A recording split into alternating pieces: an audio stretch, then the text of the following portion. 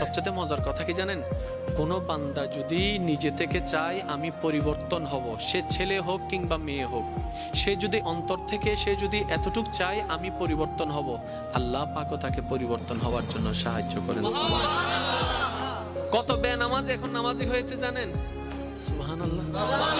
কত নামাজ এখন তাহাজ্জুদওয়ালা হয়েছে, হাজার হাজার আছে। এক সময় নেশা করতো এমন ছেলে, এখন 5 ওয়াক্ত নামাজি হয়েছে এমনও আছে। সুইসাইড করতে গিয়ে ফেরত এসেছে। এক সময় যে কথার আগে হাত তুলতো, সে এখন গালি শুনলো মুস্কি হাসি দেয়। তো বন্ধুর একদিন তাকে জিজ্ঞেস করে, কিরে নেতা, তুই না কথা বলার আগে হাত তুলতি? তখন সে বলে, পাগল ছিলাম তখন তুলেছি, বুঝতে পেরেছি ওই জগতে কিছু নাই, আল্লাহর প্রেমের ধৈর্যের জগতে অনেক বড় নিয়ামত আছে।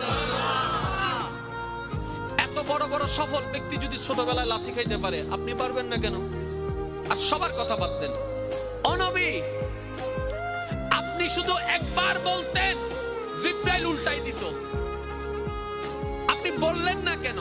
নবী রাহমাতুল লিল আলামিন বলে, পাওয়ার থাকার পরও যে পাওয়ার দেখায় না, সে তো সত্যিকার পাওয়ারফুল ব্যক্তি। সুবহানাল্লাহ।